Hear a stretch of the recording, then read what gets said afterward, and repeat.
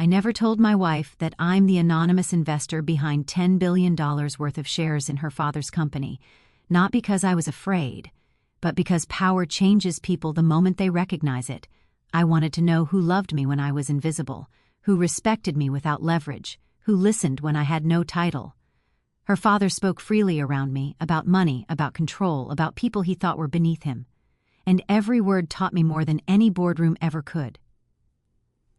This isn't a story about wealth, it's a story about restraint, about timing, about knowing that sometimes the strongest move is silence. Because when you hold everything, revealing nothing is the real power. When people hear the word power, they imagine visibility, titles, offices with glass walls, names printed on annual reports. They imagine dominance expressed loudly, publicly, almost theatrically. But that idea of power is mostly a performance. Real power, the kind that actually shapes outcomes, rarely announces itself. It moves quietly, deliberately, often unnoticed. And that's not accidental. That's design. I learned early that visibility is expensive. The moment people know what you control, they start reacting to you instead of revealing themselves to you. Conversations change, motives shift, honesty evaporates. You stop learning the truth about people because they stop showing it. Anonymity, on the other hand, creates a rare psychological environment where behavior becomes unfiltered. People speak freely. They show you who they are without calculation. And if you're paying attention, that information is more valuable than any balance sheet. There's a strange comfort people feel around someone they believe has no leverage. They lower their guard. They assume superiority, sometimes unconsciously, sometimes proudly, and in that moment, they expose their values. Not the values they claim in public, but the ones they live by when they think there are no consequences. That's where real insight lives. Power hidden in plain sight isn't about deception. It's about clarity. It's about choosing observation over validation. When you don't need to prove who you are, you gain the freedom to see the world as it actually is, not as it wants to appear to you. Most people spend their lives trying to be recognized. Very few ask what recognition costs them in return. There's a psychological law at work here. The more visible your power, the more it controls you. Expectations attach themselves to your name. Roles harden. People project their desires, fears, and resentments onto you. You become less human to them and more symbolic. And symbols are useful, but they're also constrained. They must behave in predictable ways or risk collapse. Anonymity removes that constraint. It allows movement. It allows flexibility. It allows patience. When no one is watching you closely, you can wait. And waiting is one of the most underestimated forms of power. Most mistakes in business, relationships, and leadership come not from ignorance, but from urgency. The need to act. The need to be seen acting. The need to confirm one's importance. Hidden power doesn't rush. It observes patterns. It studies reactions. It notices who speaks when they think no one influential is listening. It notices who treats waiters well, who dismisses assistants, who talks about loyalty but abandons it when inconvenient. These aren't small details. They are predictive signals. People often ask why someone would choose to remain anonymous when they could dominate the room. The answer is simple. Dominance reveals nothing, but anonymity reveals everything. When you dominate, you force compliance. When you remain unseen, you earn information. And information, not force, is what creates lasting control. There's also a deeper philosophical layer here. Identity is sticky. Once you are labeled rich, powerful, influential, every interaction becomes distorted by that label. You stop being encountered as a person and start being managed as a resource. People optimize their behavior around you. They flatter, they fear, they perform, and performance is the enemy of truth. By staying hidden, you strip away the performance. You meet people in their default state, and that default state is often uncomfortable to witness, but it's honest. You see entitlement without apology. You see generosity without applause. You see insecurity disguised as confidence. These observations change how you move through the world. There is a quiet discipline required to hold power without displaying it. The ego resists. It wants acknowledgement. It wants confirmation. It wants the external signal that says, you matter. But discipline teaches you that if you truly matter, you don't need the signal. The need to be seen is often inversely proportional to actual influence. Think about how nature works. The most powerful forces are invisible. Gravity doesn't announce itself, it doesn't demand attention, it simply operates, relentlessly, shaping everything around it. No one negotiates with it, no one argues with it, it doesn't need recognition to function, it just is. Hidden power works the same way. It doesn't posture, it doesn't threaten, it doesn't explain itself unnecessarily, it waits for the moment when action is inevitable and decisive. Until then, it listens. There's also protection in invisibility. When people don't know what you control, they can't target it, they can't manipulate it, they can't scheme around it. Visibility invites resistance, anonymity disarms it. This isn't paranoia, it's strategic realism. History is full of individuals and institutions that collapsed not because they were weak, but because they were too visible. But perhaps the most important reason to hide power in plain sight is moral, not strategic. When people don't know what you can do for them, their behavior toward you is a referendum on their character. They show kindness or cruelty without expectation of reward. They reveal whether respect is conditional or intrinsic. That knowledge is priceless, especially when relationships are involved. It teaches you who deserves access to the truth and who doesn't. Not everyone earns transparency. That's a difficult lesson in a culture that equates honesty with oversharing. But wisdom understands that truth, like power, must be timed. Revealed too early, it can damage what it was meant to protect. There's an illusion that hiding power is cowardice. In reality, it requires restraint, patience, and emotional maturity. It means absorbing disrespect without reacting. It means listening to opinions about yourself that are incomplete or incorrect and choosing silence anyway. That silence isn't weakness, it's filtration. It separates impulse from intention. Over time, something interesting happens. You begin to trust your own judgment more than external validation. You stop needing applause to confirm your direction. You become internally anchored, and an internally anchored person is extremely difficult to destabilize. This is where the idea of control shifts. Control isn't about forcing outcomes, it's about creating conditions. When you understand people deeply, how they think, what they fear, what they want, you don't need to coerce them. You can predict them. And prediction is more powerful than domination. Hidden power also teaches humility, not performative humility, but structural humility. You're reminded daily that influence doesn't make you superior as a human being, it just gives you reach. And reach without wisdom is dangerous. Anonymity slows you down enough to integrate wisdom before reach expands. Eventually, there may come a time when power must be revealed, when silence no longer serves growth or protection. But when that moment comes, the revelation carries weight because it wasn't used casually, it lands differently. It reframes past interactions, it forces reflection, and it does so without needing to explain itself. Until then, the discipline is simple but not easy. Listen more than you speak, observe more than you act, and never confuse being underestimated with being diminished. The world often mistakes quiet for weakness. Let it. Quiet is where clarity lives. Because in the end, the strongest position you can occupy is not the center of attention, but the center of understanding. And when you understand more than anyone realizes, you don't need to prove anything at all. Keeping a secret from the person you love is often framed as betrayal. We're taught that intimacy requires total transparency, that love and disclosure are inseparable. But that idea is incomplete. It ignores timing, context, and the psychological weight that certain truths carry. Not all silence is dishonesty, and not all honesty is kindness. Sometimes, silence is a form of care. Sometimes, it's a form of responsibility. Love isn't tested only by what we reveal, it's tested by what we choose to carry alone. There are truths that, once spoken, cannot be unheard. They change the emotional gravity of a relationship instantly. They alter power dynamics, expectations, and self-perception. When those truths involve control, money, or identity, the impact multiplies. You don't just tell someone a fact, you reshape the psychological landscape they live in, and that's where restraint becomes an ethical decision. People assume that secrets erode trust, but that's only true when the secret exists to protect the self at the expense of the other. There's a different category of silence, one that exists to protect the relationship itself, to preserve equality, to allow love to form without distortion, to prevent admiration from becoming dependence or affection from becoming leverage. When someone loves you without knowing what you can provide, that love is clean. It's unpolluted by calculation. It's based on who you are in the small, ordinary moments, how you listen, how you disagree, how you show up when there's nothing to gain.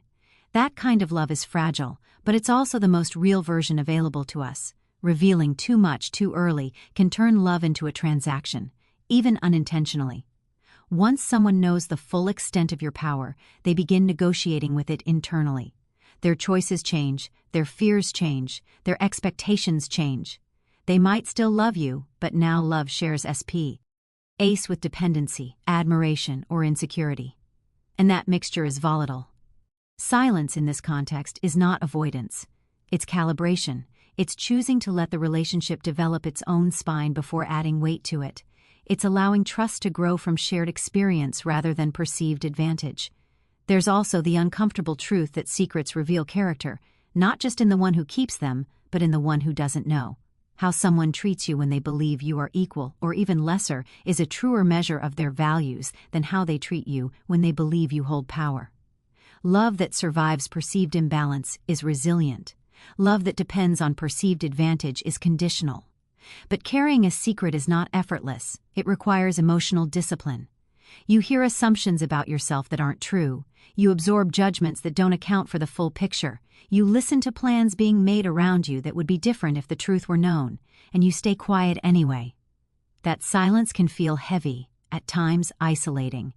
This is where the psychology becomes complex. The human impulse is to correct misunderstanding, to assert identity, to be seen accurately, but maturity understands that being fully seen by everyone is neither possible nor desirable. What matters is being seen correctly by the right people, at the right time. Love doesn't demand immediate disclosure, it demands alignment. The question isn't, do you know everything about me? It's, do we move through the world with shared values, mutual respect, and emotional safety?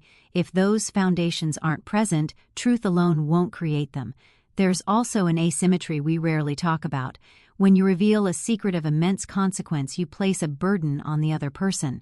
They must carry it, manage it, integrate it into their identity. They must adjust how they see you and themselves. That adjustment takes time, and not everyone is ready when we want them to be. Choosing silence can be an act of patience. It gives the other person space to become who they need to be before receiving the truth. That's not manipulation, it's stewardship. You're protecting them from information they didn't ask for and aren't prepared to process. Of course, silence becomes dangerous when it's motivated by fear, when it exists to avoid accountability, when it prevents genuine intimacy from forming. The line between protection and avoidance is thin, and crossing it requires self-honesty. You have to know why you're silent, not the story you tell yourself, but the real reason. If silence is preserving equality, trust, and emotional autonomy, it can be justified. If silence is preserving comfort at the cost of authenticity, it will eventually fracture the relationship. Time exposes motivation. There's also the question of timing.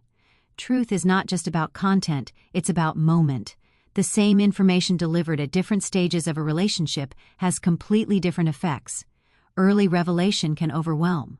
Late revelation can feel deceptive. Wisdom is knowing when the truth will clarify rather than destabilize. And wisdom often looks like waiting longer than your ego wants to. What complicates this further is the myth that love means complete access. That if someone loves you, they are entitled to every layer of your inner life. But entitlement erodes intimacy. Love is an invitation, not a demand. Access is earned through consistency, not promised by proximity. When you protect a secret responsibly, you're not withholding yourself. You're honoring the relationship's developmental pace. You're allowing connection to deepen organically, without shortcuts that introduce imbalance. There's something else silence does that's rarely acknowledged. It reveals whether the relationship can stand on its own without spectacle, without advantage, without external reinforcement. If love collapses the moment power is revealed or withheld, then love was never the foundation. It was the illusion. True partnership is not built on knowing everything. It's built on trusting that what is unknown is not a threat. That trust must exist before transparency can be meaningful. Otherwise, truth becomes a weapon, not a bridge. Eventually, if the relationship is strong, the truth can be spoken, and when it is, it doesn't arrive as a shock but as a confirmation. It reframes the past without invalidating it. It adds depth rather than rewriting history. The listener realizes that what they loved was real, not manufactured by circumstance. That moment of revelation, when handled correctly, doesn't collapse trust, it tests and strengthens it. But only if the silence that preceded it was guided by care, not control. So the question isn't whether secrets belong in love. The question is whether you understand the difference between secrecy and stewardship, between silence that protects and silence that hides, between truth as liberation and truth as disruption. Love is not fragile because it contains silence. It's fragile when silence is dishonest, and it's resilient when silence is intentional. In a world obsessed with disclosure, maturity is knowing that not every truth needs to be spoken immediately, and not every silence is a lie. Sometimes the most loving thing you can do is carry weight quietly until the moment comes when sharing it will build rather than break. And the mark of real love isn't how much you reveal. It's whether your silence was guided by care, and your truth, when spoken, arrives as an act of trust rather than a demand for absolution. Money is often described as a mirror, but that's not entirely accurate. A mirror reflects what's already there. Money doesn't just reflect, it amplifies. It takes existing traits and magnifies them until they become impossible to ignore.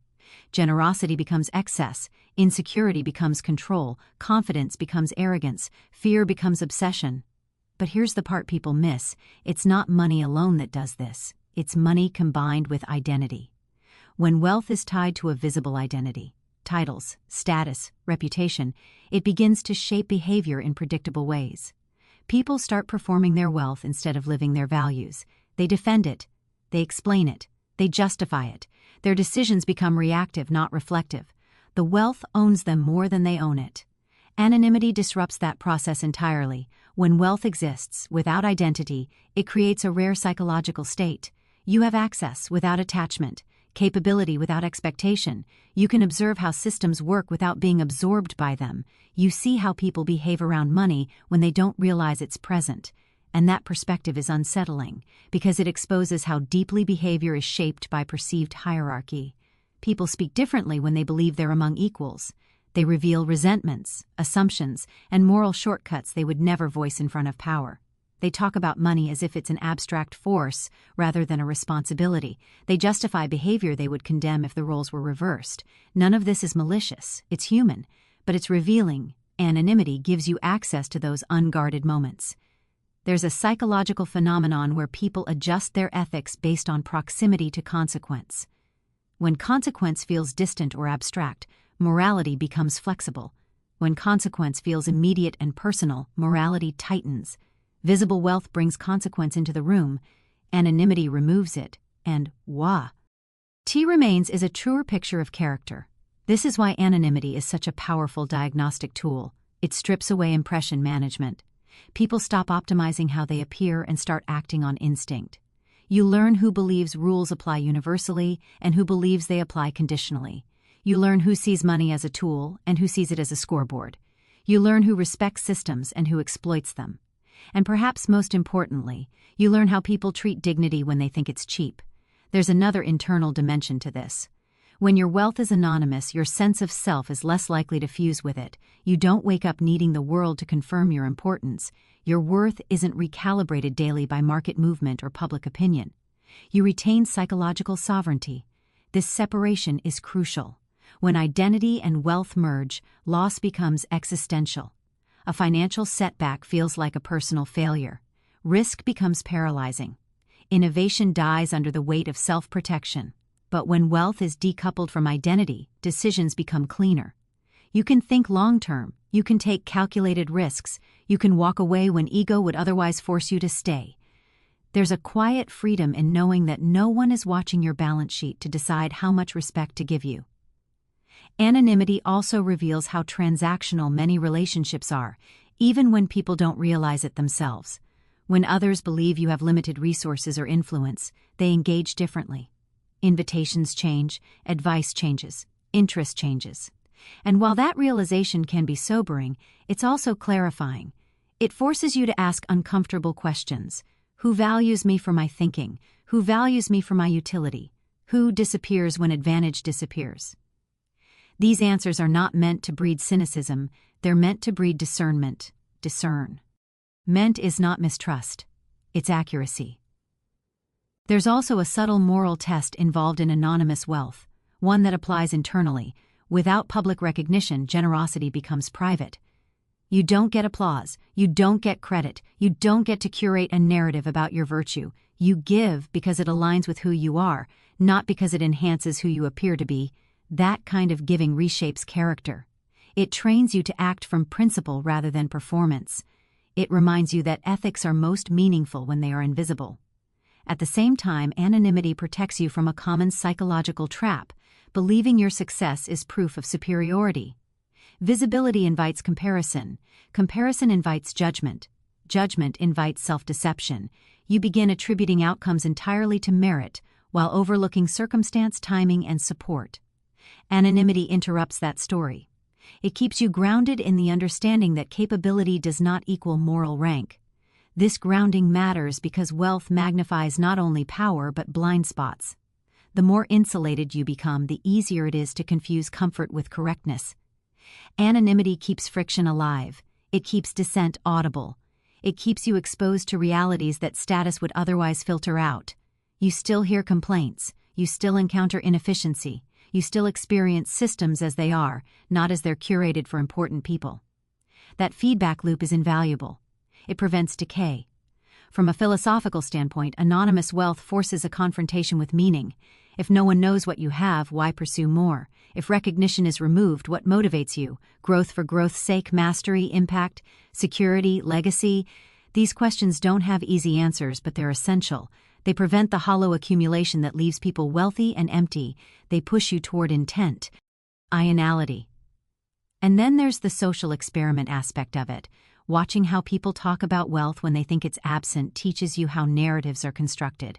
You see how resentment is rationalized, how success is minimized or demonized, how failure is moralized. These stories shape policy, culture, and personal relationships. Understanding them gives you strategic clarity. You learn that people don't respond to facts as much as they respond to perceived fairness.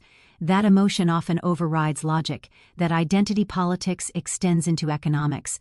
These insights are not academic, they're practical. They inform how you communicate, how you negotiate, how you lead. But perhaps the most important outcome of anonymous wealth is internal restraint.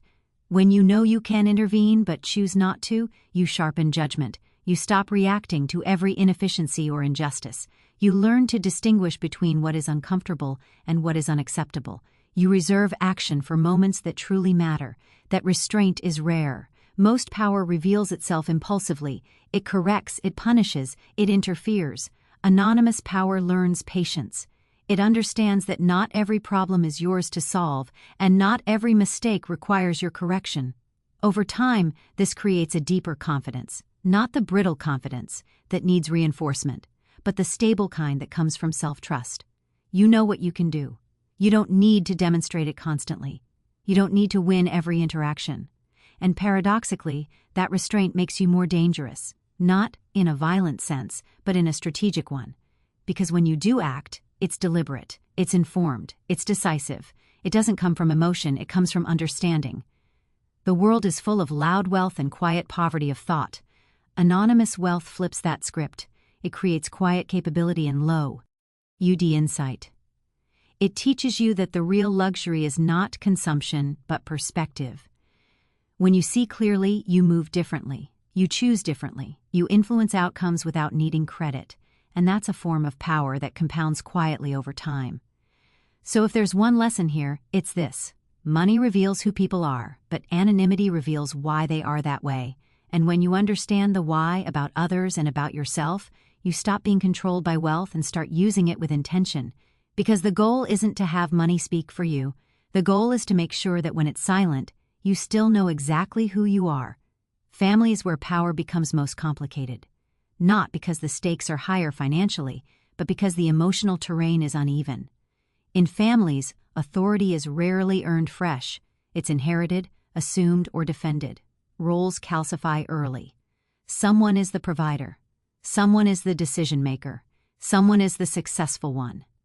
And once those roles settle, they are protected fiercely, even when reality quietly changes underneath them. When power exists invisibly within that structure, it creates a tension most people never experience but many intuitively understand. There is a hierarchy everyone believes in, and then there is the hierarchy that actually operates. When those two don't align, ego fills the gap. Ego doesn't need truth to function. It needs belief. In many families, especially those built around enterprise, the father figure often becomes the symbolic center of gravity. His success becomes the family's narrative. His authority becomes the reference point. Even when others grow, surpass, or operate beyond him, the story remains unchanged because it provides stability. Challenging it threatens more than pride, it threatens identity. What's interesting is that ego doesn't just exist in the dominant figure. It reads. Others organize themselves around it. They defer. They perform loyalty. They compete quietly. They protect the illusion because it gives them a place in the structure. When power is unseen, that illusion remains intact, and watching how people behave inside it is profoundly instructive. People speak with confidence when they believe they are at the top. They give advice freely, they judge decisively, they assume their perspective is definitive. And when no one challenges them, not because they can't, but because they choose not to, the ego grows comfortable. It reveals its habits. This is not about mocking that ego or resenting it. It's about understanding it. Ego is a survival strategy. It protects self-worth by simplifying reality. I am the authority is easier to live with than I might not be. In families, that simplification becomes tradition. Invisible power introduces an ethical dilemma. You can correct the hierarchy, but at what cost? Do you destabilize relationships to satisfy accuracy? Do you assert dominance to restore balance? Or do you recognize that some structures are emotionally functional, even if they're factually outdated? There's a temptation to reveal truth as a form of justice, to equalize the room, to reset the board. But families are not boardrooms. They don't run on efficiency, they run on continuity. What looks like dishonesty from the outside can sometimes be restraint from the inside. The real test is not whether you can dominate the hierarchy, but whether you can navigate it without becoming distorted by it. When someone believes they are the most powerful person in the room, their behavior becomes predictive. They speak last, they interrupt, they dismiss ideas they didn't originate, they reward agreement, and they assume silence is consent. Observing this without reacting requires discipline. It means letting comments pass hat you could easily counter. It means allowing narratives to stand that you know are incomplete. Why do that? Because ego reveals itself most clearly when it's unthreatened. When people believe their status is secure, they stop guarding it. They become honest in their condescension, their generosity, their blind spots. You learn whether their leadership is rooted in responsibility or entitlement. You see whether their authority is paired with humility or insecurity. In a family setting, this observation is invaluable. It tells you whether the structure is built on respect or fear, whether loyalty flows upward because it's earned or because it's expected. And that knowledge informs every future decision: what to reveal, what to protect, what to challenge, and what to leave untouched. There's also the subtle hierarchy that exists between spouses when families merge. Power doesn't just belong to individuals, it belongs to bloodlines, histories, and legacies. When you enter a family with an established center of power, you're rarely evaluated neutrally. You're assessed for threat, usefulness, or irrelevance. Remaining underestimated in that environment can be strategic. It allows you to build trust horizontally before asserting anything vertically. It lets you form genuine bonds untainted by rivalry, and it prevents defensive behavior that would arise the moment your capacity became known. Ego reacts faster than reason. Once threatened, it doesn't seek understanding, it seeks preservation. There's a philosophical principle here that often goes unspoken. Dominance is fragile, but influence is resilient. Dominance requires constant reinforcement. Influence operates quietly through trust, consistency, and credibility. In families, dominance often masks insecurity, while influence grows from reliability. Invisible power allows influence to grow without resistance. You become someone whose presence is steady, whose judgment is sound, whose contributions are valued not because of authority, but because of quality. Over time, that influence reshapes the hierarchy from within, without confrontation. This approach demands patience, and patience is uncomfortable when you know the truth. It feels like restraint when your instinct says correction, but restraint is not submission, it's sequencing. You're choosing the order of operations rather than reacting emotionally. What complicates this further is the moral weight of withholding. You're not just managing egos, you're managing relationships that matter. You're considering how revelation would ripple outward, how it would affect respect, resentment, gratitude, and dependency. There's a danger in revealing power within families. It can infantilize others. It can strip them of agency. It can turn collaboration into compliance. Even well-intentioned intervention can quietly erode dignity, and dignity, once damaged, is difficult to restore. Invisible power preserves dignity. It allows others to remain authors of their own decisions, even if those decisions are indirectly influenced. That distinction matters. People resist control, but they accept outcomes they believe they chose. Another uncomfortable truth is that family hierarchies often persist because they serve a psychological function. They provide certainty, they reduce anxiety, they create predictability. Disrupting them abruptly can create chaos, even if the disruption is factually justified. Wisdom asks not, "Is this true?" but "What will this truth do, and to whom, if revealed now?" That question separates impulsive honesty from strategic integrity. There's also humility required in recognizing that power doesn't automatically confer wisdom. Just because you could lead doesn't mean you should, at least not yet. Leadership impo. Said D without invitation breeds resistance.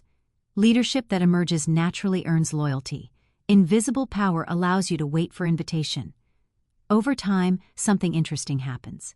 The person who believes they are at the top begins relying on you more. They seek counsel. They test ideas, not because they know your capacity, but because they sense your judgment. Influence precedes revelation, and when influence is established, revelation, if it ever comes, doesn't threaten identity, it reframes it. The hierarchy adjusts without collapsing. Respect deepens rather than fractures. But this only works if your restraint is genuine, if you're quietly contemptuous, if you're waiting to win. That energy leaks. People feel it. Ego senses rivalry even without evidence. True restraint requires internal clarity. You must not need the hierarchy to change in order to feel whole. That's the deepest psychological shift, not needing recognition from the structure you're navigating.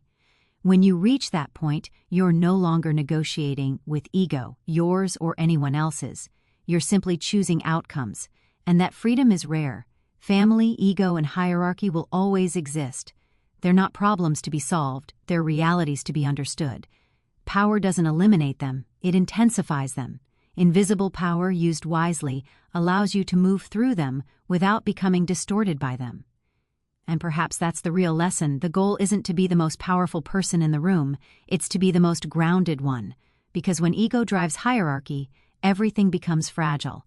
But when understanding drives restraint, influence becomes inevitable. And in the end, the strongest position is not standing above others, but standing so securely within yourself that no hierarchy can shake your judgment or your peace. At some point, silence stops being a shield and starts becoming a. Up until now, restraint has been strategic. Anonymity has served clarity. Observation has produced understanding. But there comes a moment, quiet, internal, unmistakable, when the question is no longer whether you can reveal the truth, but whether you should. And that moment is where control and revelation confront each other directly. Control is often misunderstood. People think it's about domination, about forcing outcomes or asserting superiority. In reality, control is about authorship. It's about deciding not just what happens, but when and how it happens. Revelation, on the other hand, is irreversible. Once something is known, it cannot be unknown. The psychological terrain shifts permanently, power relocates, narratives collapse and reform. So the decision to reveal is never neutral, it's consequential. Most people reveal too early. They mistake urgency for honesty. They believe that truth by itself will resolve tension. But truth delivered without timing doesn't resolve tension, it relocates it. It moves conflict from the external world into the emotional core of relationships. And if the foundation isn't ready, that weight fractures what it touches. The discipline here is learning to tolerate the discomfort of being misunderstood longer than your ego wants. That's not passive. That's active restraint. It requires clarity about your objective. Are you trying to be seen, or are you trying to build something that lasts? Revelation feels powerful because it promises relief, it promises validation, it promises to correct false assumptions. But those promises are short-term. The long-term effects are more complex. Once you reveal power, you don't just change how others see you, you change how they see themselves in relation to you. And that shift can destabilize trust if it isn't earned gradually.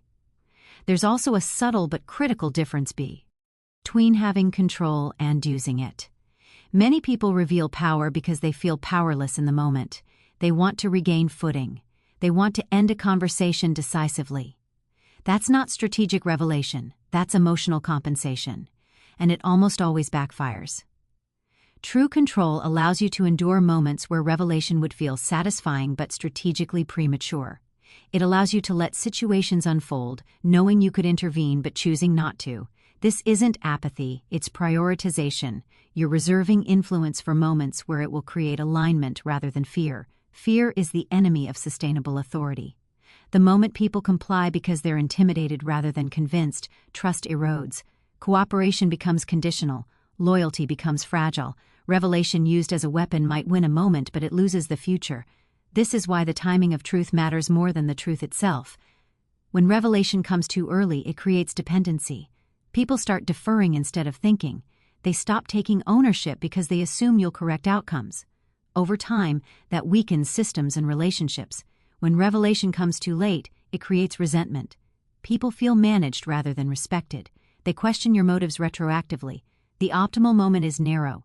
It exists when understanding has been established, when influence is already formed without coercion, when the truth will explain rather than dominate. That moment can't be rushed, it must be sensed. There's a psychological signal that often precedes it. You notice that people already trust your judgment without knowing why. They consult you instinctively. They adjust behavior based on your reactions. The power is already operating, quietly. Revelation at that point doesn't introduce control, it clarifies its source. Another indicator is internal. You know low. Anger feel reactive. The urge to correct, to assert, to be acknowledged fades. You're no longer revealing to relieve pressure. You're revealing to align reality.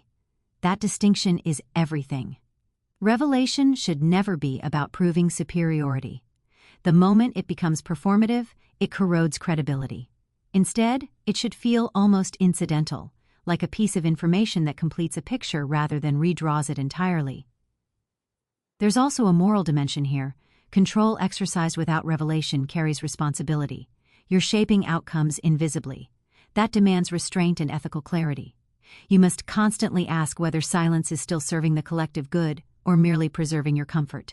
Silence that protects growth is ethical. Silence that protects ego is not.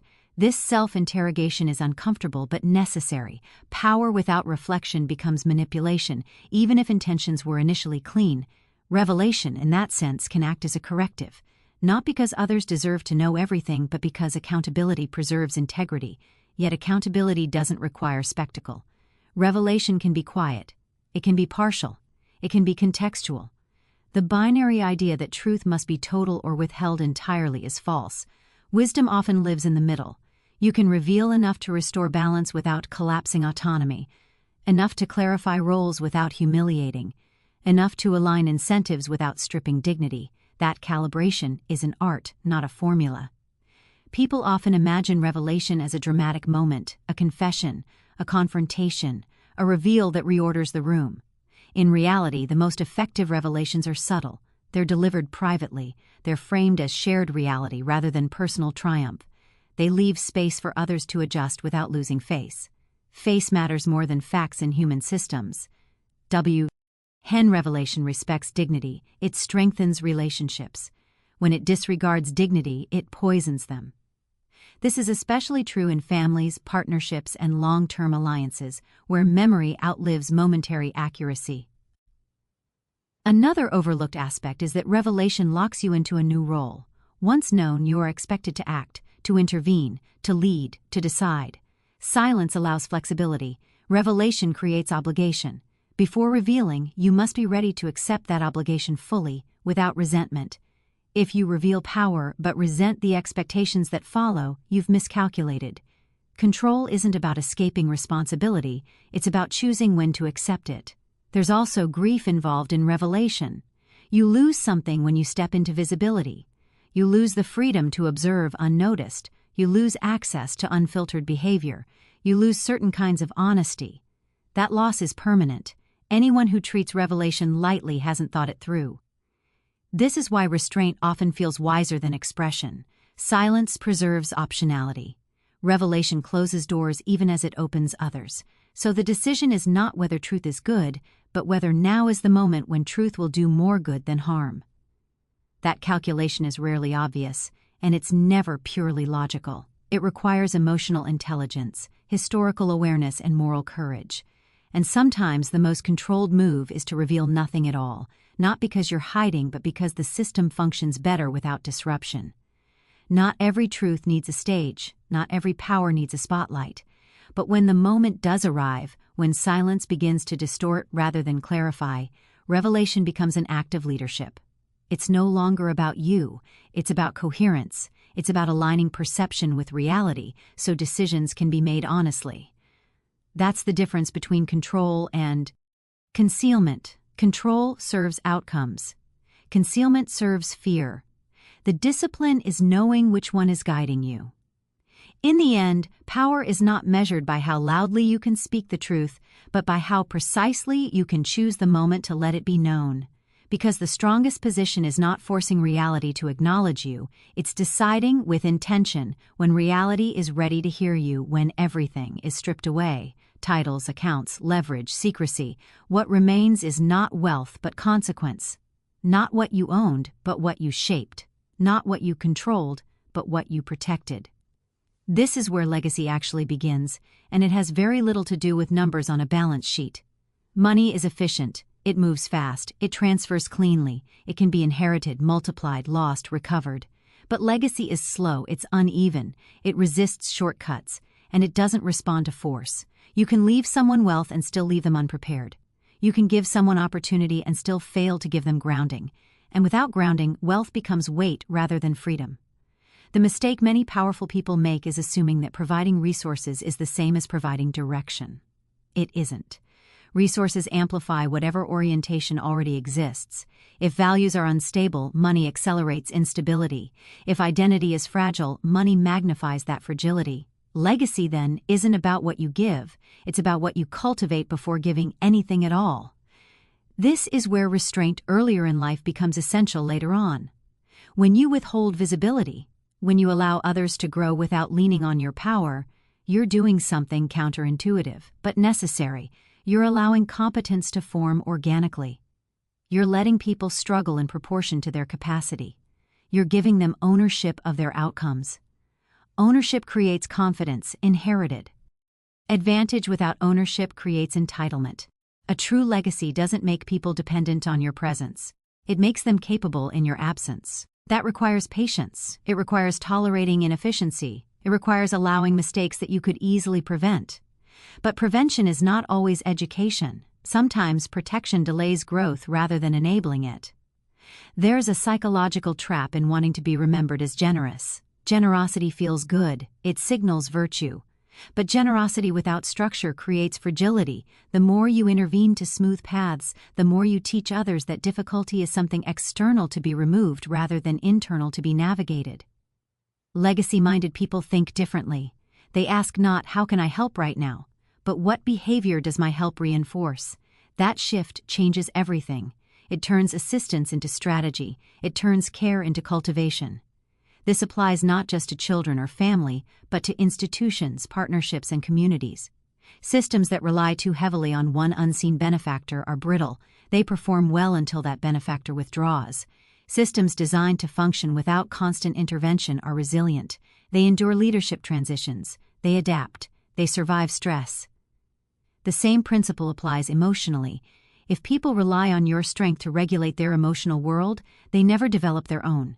Legacy, in this sense, is about emotional architecture as much as material provision.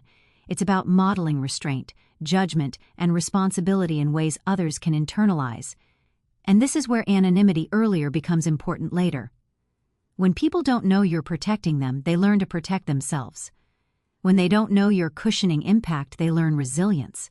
When they don't know you're watching, they reveal their values honestly. And those values beck. Raw material of legacy. A powerful legacy is not announced. It's discovered over time, often after you're no longer present to shape the narrative. It lives in how people behave when no one is correcting them. It lives in decisions made under pressure without guidance. It lives in the quiet confidence to act without permission. We often romanticize inheritance as the pinnacle of legacy, but inheritance is passive. It transfers ownership without transferring wisdom, and wisdom cannot be transferred directly. It must be learned through experience, reflection, and consequence. This is why the most meaningful legacies are often invisible at first. They don't arrive as dramatic revelations. They surface gradually, in how people solve problems, treat others, absorb loss, and make decisions when no one is watching. There's also a moral humility required to think in terms of legacy. You must accept that your influence will be imperfect, that people will misinterpret your intentions, that some outcomes will disappoint you. Control ends where legacy begins. You don't get to dictate how your impact is remembered, only how it is seeded. And that humility protects against a common failure, building a legacy that centers you rather than the future. When everything traces back to your identity, your insight, your authority, the structure collapses without you. A legacy that endures decentralizes importance. It distributes competence. It removes the need for constant reference. In practical terms, this means designing systems that don't require your intervention to function ethically. It means cultivating people who can disagree with you intelligently rather than defer to you reflexively. It means valuing judgment over loyalty and responsibility over gratitude. Gratitude fades. Responsibility compounds. There's also an emotional cost to legacy work that rarely gets acknowledged. You don't always get to see the results. You don't get applause for restraint. You don't get credit for problems that never occurred because you chose not to act. That invisibility can feel unrewarding, especially in a culture that equates impact with recognition. But legacy thinkers understand that the absence of crisis is often the greatest success. Stability is boring precisely because it works. And then there's the final layer, meaning. At some point, accumulation stops satisfying. Not because you have everything, but because you realize that having was never the point. Meaning comes from coherence, between your values, your actions, and the world you leave behind. Legacy is coherence extended through time. It's knowing that your silence earlier wasn't avoidance but preparation, that your restraint wasn't weakness but calibration, that your anonymity wasn't fear but focus. All of it converges here, in the quiet knowledge that what you built can stand without explanation. And when revelation finally happens, if it happens at all, it's not the climax, it's just a footnote. The real story is written in what continues long after the truth is known. So if there's one final insight to carry forward, it's this. Don't measure your life by what you accumulated, but by what you made possible without being present. Because wealth can be counted, but legacy is felt. And what people feel when you're gone will always matter more than what they knew while you were here.